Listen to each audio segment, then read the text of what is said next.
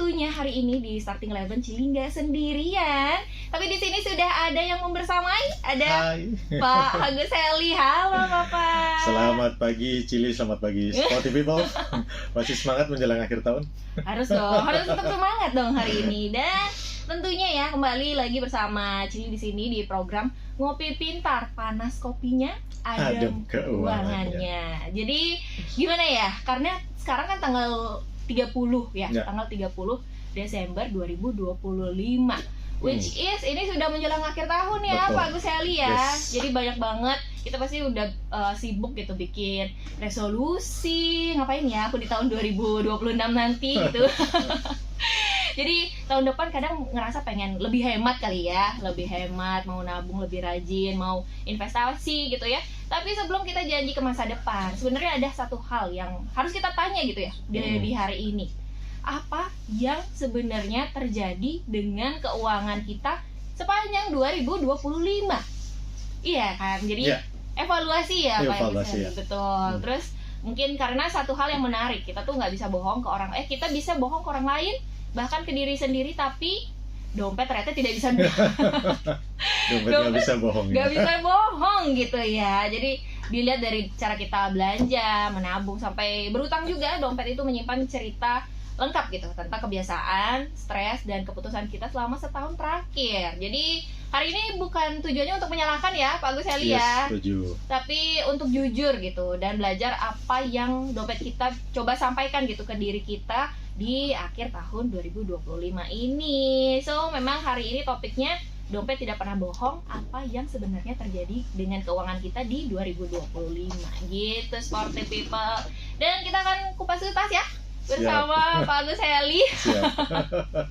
Pak Agus Heli gimana nih kabarnya hari ini? Kabarnya luar biasa. Sorry kemarin 2 minggu kita nggak siaran ya. Iya benar. Saya sempat keluar kota, habis itu kemarin mau berangkat ke sini, syaraf kejepit. Malum udah di atas 40. Tapi hari ini sudah mendingan. Hari ini udah bagus, sudah terapi segala macam. Siap lah ya. Siap, semangat ketemu Cili, menyapa Sporty People ya. Betul. Dan kita asik gitu ya di akhir tahun 2025, justru bukannya hanya seneng-seneng, tapi pastinya kita mengevaluasi lah ya selama ini apa sih yang terjadi di tahun 2025. Kita bawa santai aja ya. Benar. Kita ngobrolin keuangan secara santai aja. Betul. Karena hari ini ya ditemani Pak Agus Heli, seorang certified financial planner dan financial advisor. Jadi langsung saja kita masuk ke pertanyaan di topik. Oh ya, by the way, Sporty People, kalau kamu mau tanya-tanya ke Pak Agus Heli tentang topik yang relate sama hari ini, boleh langsung aja menuju WhatsApp ya. Bisa hubungin Cili di 0882 1069 1069, dan kamu bisa juga ke DM Instagramnya di @bali_united_fm. Oke, ready ya Pak Agus ya? Siap. Kita langsung ke pertanyaan pertama. Karena topik kita hari ini tuh dompet tidak pernah bohong. Yes. Kenapa Pak Agus bilang kalau dompet itu tidak pernah bohong gitu? Kenapa kita bisa bohong sama orang lain, bohong ke diri sendiri, sedangkan kalau sama dompet itu nggak bisa bohong gitu? Iya, oke. Kalau kita bicara tentang keuangan, dompet itu adalah gambaran perilaku behavior kita selama setahun ini, karena kita konteksnya ngomongnya kan ini Desember, review lah ya gitu. Jadi dompet atau rekening atau apapun itu di mana kita naruhnya itu adalah gambaran perilaku kita dari Januari sampai hari ini. Ya, mulai dari yang paling basic dulu nih, artinya kan kalau kita bicara keuangan kan ada yang masuk, ada yang keluar. Itu juga gambaran masuknya ke dompet saya atau ke rekening saya berapa. Itu menggambarkan, oh berarti kapasiti saya di sini, kemampuan saya ada di sini. Bagaimana feeling Anda? Coba tanya, bagaimana dengan yang masuk dulu? Apakah saya sudah merasa happy? Ataukah memang saya merasa sebenarnya masih bisa dioptimasi lagi? Itu yang pertama gitu. Kalau misalkan kita merasa bahwa kayaknya saya kurang happy deh gitu, di review kurang happy-nya apakah memang karena kemampuan kita untuk menghasilkan memang hanya ada di situ, atau sebenarnya kita merasa bahwa kemampuan kita itu sebenarnya lebih, cuma belum kita optimumkan. Nah, setiap orang kan kondisinya berbeda-beda. Kalau misalkan nih dari sisi pekerjaan, ada yang pegawai negeri, ada yang pegawai swasta, ada dokter, ada profesional, ada influencer, ada pekerja bebas, ada bisnis, entrepreneur. Kan masing-masing nih. Kalau misalkan yang udah punya fix gaji, ya memang kemampuannya memang ada di situ gitu ya. Kecuali dia merasa bahwa hanya saya pengen deh ngambil challenge. Itu yang masuk perilaku kita yang pertama. Nah, Di satu sisi dompet juga menggambarkan bagaimana uang yang masuk itu kita mengelolanya. Itulah gambaran saldo kita hari ini adalah perilaku kita selama setahun. Apakah saya spendingnya dengan cara yang benar, sudah sesuai dengan penuh kesadaran, atau saya spendingnya tuh kadang saya nggak sadar kalau tahu-tahu kayak nggak ada aja gitu. Nah, sebenarnya kenapa dompet itu jujur, ya itulah gambaran perilaku kita. Jadi tentang keuangan kita bagaimana, keluarnya bagaimana, kita sadar atau enggak, kita bikin planning atau enggak. Nah, hasil yang hari ini adalah itu yang tadi Cili bilang, kita bisa bohong pada orang lain, pada diri sendiri, tapi dompet kita tuh nggak pernah bohong. Berarti memang saldo kita sekarang itu adalah gambaran perilaku kita ya selama Setuju. setahun. Betul. Aduh, betul. luar biasa sekali. Terus kalau misalkan ya orang sekarang lihat dompetnya ya Pak Gus ya, sekarang tuh biasanya cerita apa sih yang paling muncul, yang sering muncul gitu kalau menggambarkan tentang dompetnya mereka sekarang? Oke. Itu adalah gambaran yang kembali ke awal tadi, yang masuknya berapa. Kedua, ketika saya mengeluarkannya, apakah saya memang penuh kesadaran, penuh rencana. Memang saya sudah, income saya sekian, saya menggambarkannya bahwa memang ini buat biaya hidup sekian, buat tabungan sekian, buat sharing atau buat keluarga sekian gitu. Itu adalah gambar. Apakah saya kategorinya punya pengeluaran yang kecil-kecil, tetapi saya nggak sadar ternyata besar. Itu. Kemudian apakah saya belanja itu secara sadar atau saya belanjanya impulsif, hanya gara-gara emosi, hanya gara-gara ya kita sometimes karena merasa stres, kita merasa beban finansial, kemudian kita banyak spending yang hanya untuk happiness yang sesaat segala macam. Nah, itu sebenarnya gambarannya adalah itu yang terjadi gitu sama dompet kita. Jadi itu jawabannya. Nah, kalau zaman sekarang tuh biasanya ngelihat dompet atau ngomongin tentang evaluasi tuh biasa orang takut gitu duluan ya Pak ya, karena ketahuan nih habitnya boros gitu. Betul. Nah, kalau misalkan biasanya zaman sekarang kayak misalkan di suatu platform itu biasa kan ada wrap kelihatan berapa pengeluaran setahun gitu ya. Di satu aplikasi misalkan beli makan gitu, kelihatan kan? Iya, betul. Biasanya setuju. itu orang takut loh, bagus. Nah, orang takut loh. Sebenarnya itu tanda bagus. Oh gitu. Iya. Jadi kalau dari pertanyaan Cili tadi berarti saya menangkapnya bahwa Cili punya catatan juga nih, punya recap sendiri. Biasanya memang aplikasi itu bikin laporan setiap bulan. Misalkan selama sebulan spending kita, ini kalau yang terbiasa pakai aplikasi ya, buat sporty people saya nggak tahu, setiap orang beda-beda, tapi saya sarankan terbiasa untuk pakailah aplikasi itu atau dicatat sendiri kalau misalkan catat sendiri. Nah, aplikasi itu, laporan itu adalah gambaran, bener Cili bilang, misalkan ternyata transport saya sebulan ini sekian, makan minum saya ternyata sekian, kemudian kebutuhan saya sekian, keinginan saya sekian. Kalau Cili merasa bahwa kok takut ya, artinya Cili sudah menyadarin bahwa ada yang perlu dikoreksi, betul nggak? Betul. Iya dong, itu berarti kan penyadaran. Iya. Kalau kita takut berarti berarti kemarin ada yang salah dong, gitu. Nggak apa-apa, itu tanda yang bagus. Tadi Cili bicara tentang resolusi, aduh kadang kita capek ya sama resolusi. Setiap tahun ngulang-ngulang terus tuh. Kita boleh punya resolusi besar gitu ya, tetapi yang lebih penting itu sebenarnya bukan resolusinya, tapi actionnya. Jadi resolusi yang besar tanpa diimbangin action itu juga nggak ada hasilnya. Menurut saya lebih baik boleh resolusi tapi nggak usah terlalu muluk-muluk. Cari yang masuk akal aja. Contoh yang paling masuk akal, misalkan nih saya pengen mulai menyisihkan kalau belum bisa 10%, 5% aja gitu untuk sesuatu yang baik. Itu yang simple, satu itu aja. Nggak usah yang saya pengen sekian, saya pengen sekian. Biasanya kalau yang terlalu besar itu effortnya juga sangat besar. Jadi bikin resolusi boleh, tetapi pastikan satu harus masuk akal ya.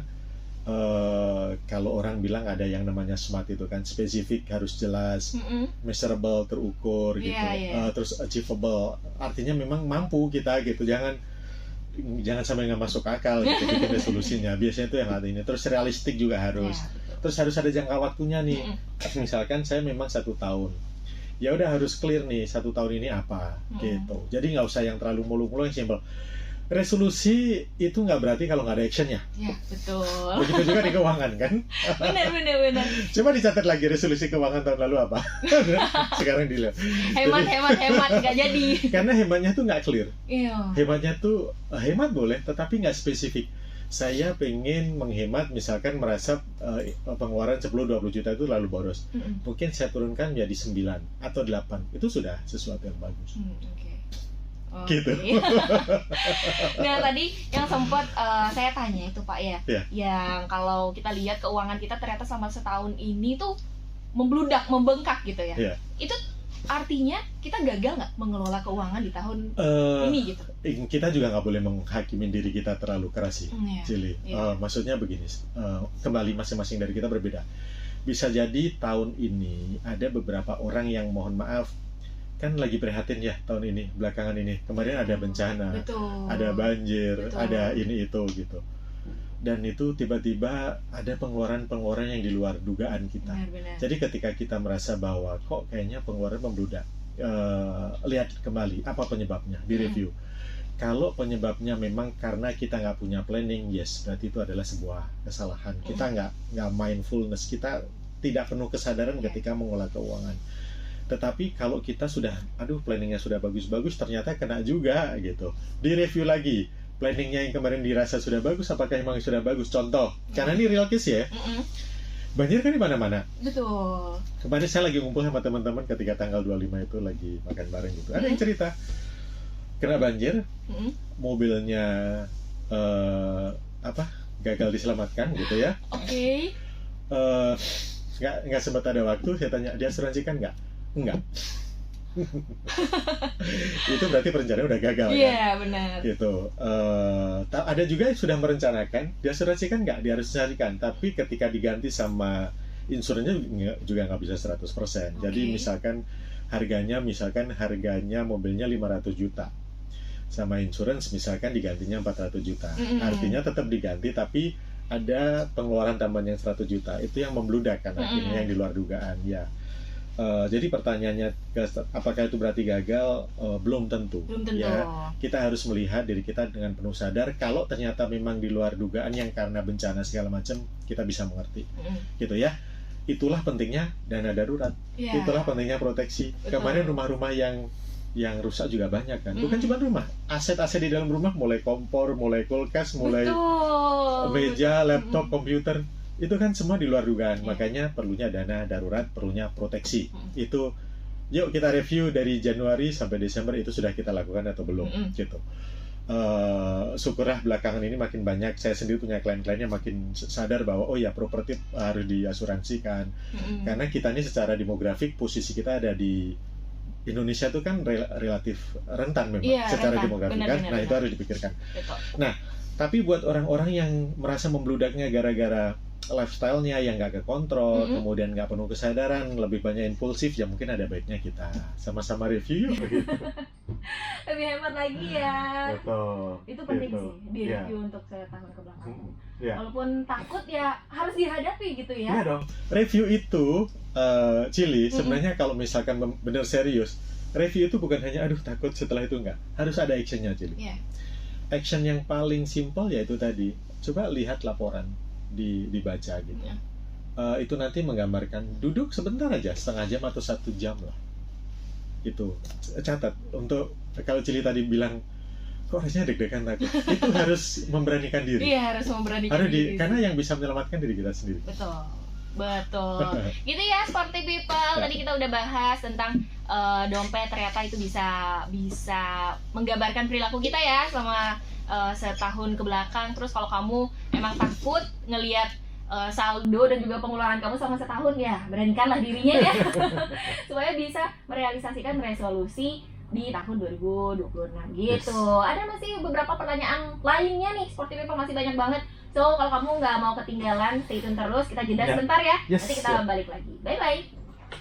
Oke, kita lanjutkan lagi ya. Buat kamu yang lagi dengerin hari ini, kita lagi ada di program Ngopi Pintar bersama Pak Agus Heli.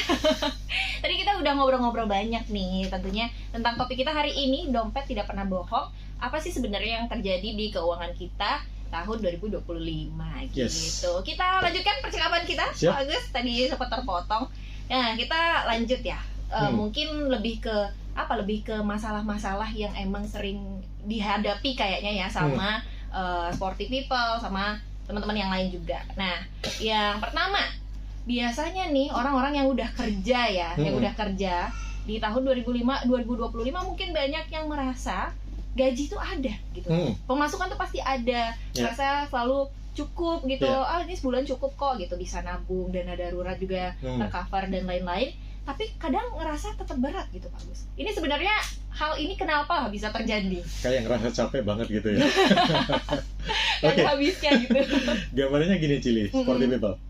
Yuk saya minta Cili sekarang misalkan keluar dari ruangan, terus saya suruh jalan. Ya. Jalan terus, jalan. Apa yang kira-kira Cili rasakan? Jalan terus. Jalan terus. Bingung, capek karena jalan terus dan bingung kayak ini harus kemana? Nah, itu dia jawabannya. Kan? Nah, begitu juga di keuangan. Padahal kita merasa bahwa income itu ada gitu. Tapi kok ini, aduh, gue capek banget sih gitu. Oke, gini. Capek itu terjadi karena ibaratnya jalan tadi tanpa tujuan, tanpa arah yang jelas. Kalau kita merasa bahwa tujuan kita sudah sangat jelas, ini saya punya income sekian, tujuan saya seperti ini, saya pengen mengoptimalkan seperti ini dengan penuh kesadaran, itu biasanya dia lebih banyak capeknya itu nggak ada, karena udah clear nih, gitu. Itu yang pertama. Yang kedua, kadang mereka itu karena nggak jelas tadi sehingga nggak ada rencana mau kemananya gitu. Karena ketika nggak ada rencana, uangnya itu keluarnya itu tanpa sadar kayak habis terus.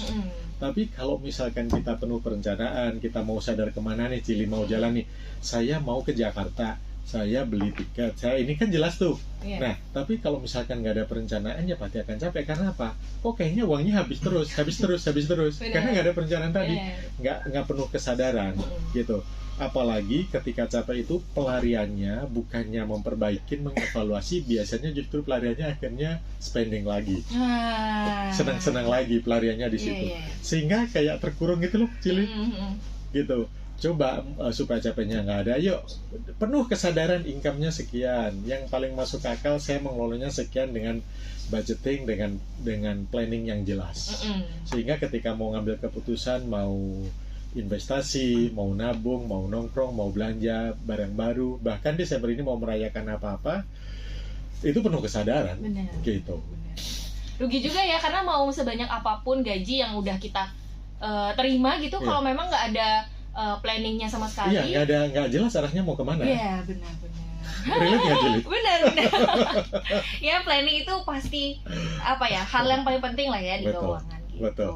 Terus lanjut Pak Gus, kira-kira kalau ngomongin masalah lagi, kalau sekarang udah di akhir tahun 2025, kira-kira biasanya kalau ngomongin tentang keuangan, sebenarnya fenomena apa sih yang terjadi gitu, yang umum terjadi di tahun 2020, di akhir tahun 2025? Oke. Di akhir tahun biasanya kan ada beberapa orang yang dapat income tambahan, ada bonus, gitu kan? Nggak semuanya, tapi banyak orang yang ada income tambahan. Fenomena yang terjadi adalah biasanya mereka lupa untuk mereview itu, ya.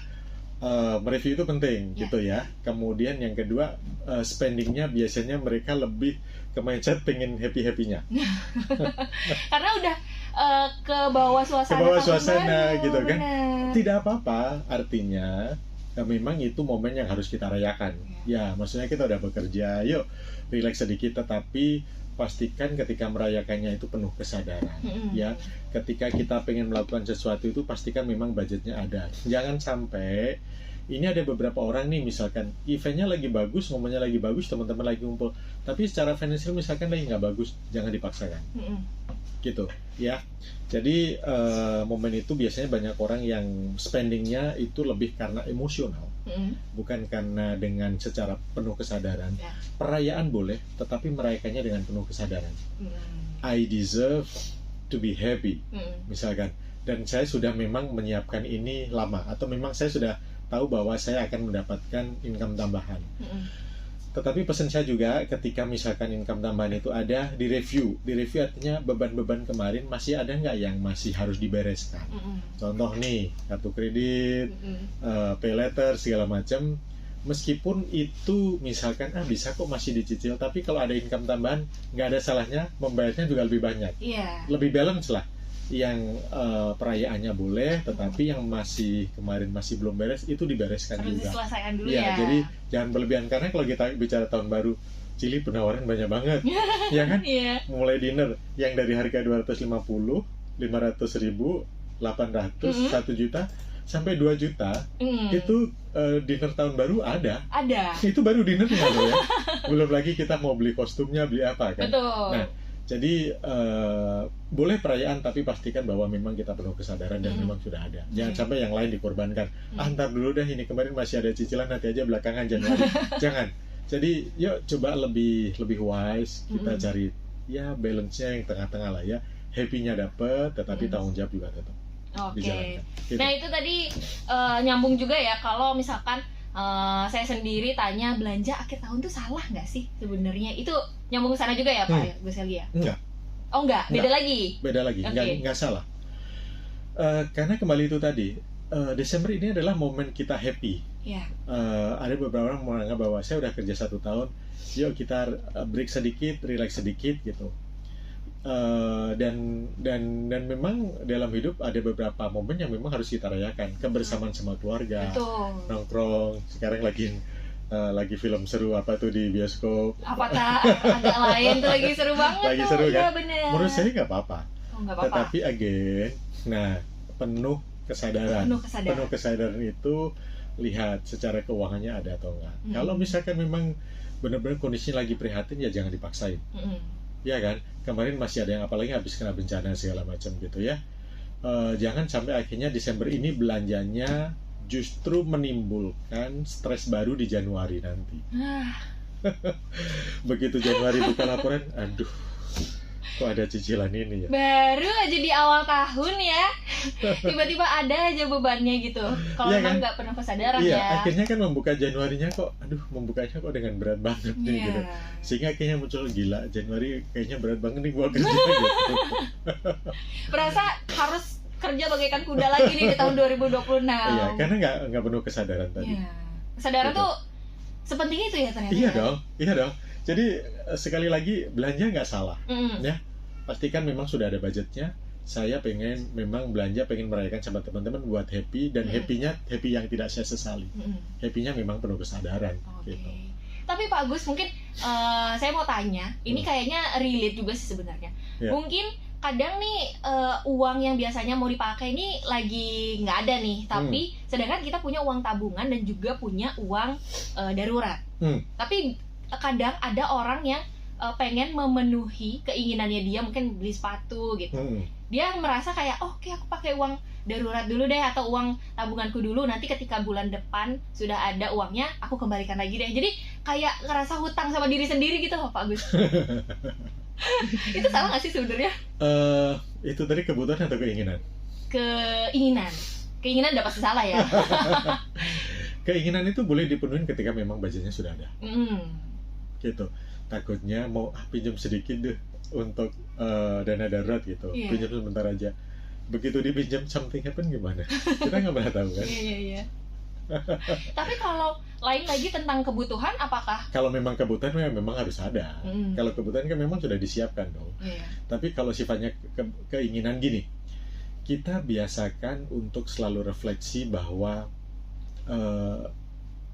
kita menunda keinginan itu juga perlu dilatih. Benar. Jadi ditunda dulu. Apakah memang sepenting itu? Saya paham kok, karena saya sendiri, aduh nanti ngumpul kok masa pakai ini lagi gitu kan? Atau mungkin barangnya lagi diskon pas banget gitu. Terus aduh nanti diskonnya hilang gitu. Biasa gitu kan Pak? Gitu yang itu darurat gitu akhirnya. Gini, kalau misalkan memang pada saat itu kita sudah menyiapkan dan budgetnya ada, ya nggak apa-apa. Oh, nggak apa-apa. Iya, tapi jangan sampai mengorbankan sebenarnya budgetnya belum ada, terus hanya demi diskon merasa bahwa kalau diskon saya akhirnya bisa nabung sekian persen. Kalau ternyata barang itu sebenarnya nggak penting banget, kita belinya hanya gara-gara diskon, menurut saya jangan juga sih. Jangan juga ya. Jangan juga kalau nggak penting banget. Kecuali memang kita pengen mencari barang itu dan lagi diskon, ya memang ya harus diambil. Oke. Tergantung ini ya, kebutuhan, terus tergantung itu urgent atau enggaknya. Betul. Kan kadang kita beli diskon nih gitu. Kayak saya kemarin ada teman saya ada barang harganya 500 lebih. Oke. Terus kemudian lagi diskon banget, tinggal 150. Terus dia bilang, kayaknya ini berguna nih, dibelilah 2. Oke. Dibelilah 2 karena dengan harapan nanti mau buat hampers gitu kan. Terus begitu hari H di ini hampersnya, tapi cocok nggak ya kalau saya kasih hampers ini gitu. Jadi yang belinya itu bukan berdasarkan kebutuhannya, tapi berdasarkan karena itu tadi merasa gara-gara diskon. Akhirnya ternyata iya ya nggak cocok. Akhirnya beli lagi yang baru. Malah ada pengeluaran lagi ya. Terus hampers yang udah terlanjur dibeli itu nggak dipakai, masih numpuk. Aduh. Dan saya nggak tahu kapan akan dipakai. Mudah-mudahan nanti ada momen itu bisa dipakai buat ulang tahun atau apa. Mudah-mudahan ya. Supaya nggak terbuang lah ya. Supaya nggak terbuang, kasihan kan. Kadang kita melakukan yang seperti itu. Sadar atau nggak sih? Sadar. Sadarnya udah kejadian nih. Nah terus Pak Agus, kalau misalkan lagi-lagi ya tentang kejujuran di dompet ini. Kalau misalkan sporty people semuanya itu mau jujur ke dompetnya, kira-kira harus mulai dari mana gitu? Yang paling simpel ya, satu duduk 1 jam, kita paling awal dulu. 1 jam yang Cili tadi bilang, beranikan diri untuk melihat laporan keuangan. Oke. Lihat rekening aja, dilihat gitu ya. Karena itu refleksi, itu gambaran. Setelah itu mulai dicatat, ini kemarin kemana, dicatat, meskipun agak tertinggal, gitu ya, dicatat. Setelah dicatat ini akan ketahuan tuh totalnya. Kemudian direview, yang salah atau apa yang perlu, apa yang sudah bagus, dilihat, apa yang ternyata merasa bahwa ini kurang bagus, diperbaiki. Apa yang kira-kira kalau saya pengen memperbaiki, pos mana yang pengen saya perbaiki. Itu aja yang paling simpel. Jadi terbiasa untuk melihat laporan, kedua mencatat, kemudian ketiga mereview. Itu dulu kalau yang pengen simpel ya. Cuma tiga itu dulu aja. Iya, nggak usah mulu-mulu. Kalau misalkan itu udah lulus, baru bikin planning. Gitu, bikin budgeting. Kalau sudah seperti ini deh, ini mumpung Desember, Januari saya akan mulai deh. Saya bereskan dulu. Kemarin yang selama ini menjadi beban, bereskan dulu karena ketenangan pikiran itu jauh lebih penting. Benar, ketenangan pikiran itu jauh lebih penting. Dari apapun ya sebenarnya. Bener kan? Kita kelihatannya posting kita happy sana kemari. Tapi kalau nggak tenang juga kayaknya nggak deh. Karena kan itu tadi, kita bisa bohong pada diri sendiri, tapi dompet kan nggak bohong. Oke deh, sporty people. Itu ya, tadi kita udah bahas macam-macam ya yang masalah keuangan di tahun 2025 gitu, setahun terakhir. Dan masih ada beberapa pertanyaan lagi Pak Gus Ali, tapi sepertinya kita nanti akan kembali lagi ya. Jeda dulu. Dan kamu sporty people stay tune terus ya. Kita bakal ngobrol-ngobrol sampai jam 12. Bye. Tadi kita sempat terjeda sedikit nih pertanyaan yang seru-seru abis ya topiknya hari ini ya Pak Agus ya. Di Ngopi Pintar hari ini. Dan kita lanjut ke pertanyaan selanjutnya ya. Kalau tentunya tadi kita udah bahas tentang masalah-masalah yang memang sering banget terjadi di 2025 gitu. Dan sedangkan mungkin sekarang kita bahas yang nabung, kayaknya seru ya, karena pakai di 2026 pastinya nabung kan ya sesuatu hal yang penting gitu. Dan kalau ngomongin soal nabung, apakah nabung tuh sebenarnya selalu jadi indikator kalau keuangan kita tuh sehat? Baru aja kita ngomongin tadi ya. Nabung itu bagus. Ya, nabung itu bagus, tetapi nabung bukan satu-satunya indikator yang sehat, karena ada beberapa orang yang sebenarnya menabung, tapi dia tetap nggak happy, tetap pikirannya nggak tenang. Kenapa itu Pak Gus? Saya punya teman yang kadang kita biasanya di circle pertemanan tuh ada satu orang yang aneh gitu. Yang beda sendiri. Yang beda sendiri gitu ya. Mungkin niatnya hemat tapi keluarnya jatuhnya pelit gitu. Iya. Lebih menyiksa diri sendiri ya. Kan ada orang-orang seperti itu kan. Jadi nabung tuh nggak salah, tetapi pastikan yang lebih penting itu adalah happy itu harus, tenang itu harus, kemudian nabung saja itu nggak cukup, gitu. Jadi ada beberapa yang menabung itu untuk mengumpulkan, tapi setelah itu kita menjaganya bagaimana tabungan kita itu tetap aman dan kemudian berkembang, itu yang lebih penting. Karena nabung kalau sudah terkumpul kemudian nggak aman, atau nanti bahkan jadi menjadi korban investasi yang bodong, itu juga salah gitu. Bahaya. Jadi itu lebih bahaya juga. Tadi sempat terganggu sedikit ya Pak Agus ya. Udah aman? Aman. Oke, kita lanjut ke pertanyaan ke selanjutnya. Ini adalah ngomong kesalahan umum ya yang sering dilakukan di tahun 2025. Kira-kira kalau ngomongin soal keuangan, apa aja sih yang orang-orang tuh sering gitu laksanain kesalahan? Yang paling basic tuh sebenarnya bukan masalah tentang salah ngelola segala macam, tetapi kesalahan yang paling basic adalah nggak mau belajar. Iya, itu yang paling basic. Satu, untuk belajar keuangan mereka merasa aduh males. Itu yang pertama. Benar. Yang kedua, ketika misalkan ada podcast seperti ini nggak mau mendengarkan. Padahal ini kan podcast yang gratis ya. Iya. Terus ketika ada yang kelas yang lebih advance, misalkan suruh bayar entah mulai dari 100.000, 500.000, 1 juta, mereka merasa bahwa belajar itu mahal. Iya, benar Pak Agus. Kayak lebih ngerasa lebih penting beli sesuatu, lebih penting beli barang, kebutuhan daripada kita invest pengetahuan gitu. Betul. Itu kesalahan yang paling umum. Iya. Kemudian ada juga orang merasa bahwa nanti kalau income saya itu sudah besar, semua masalah selesai.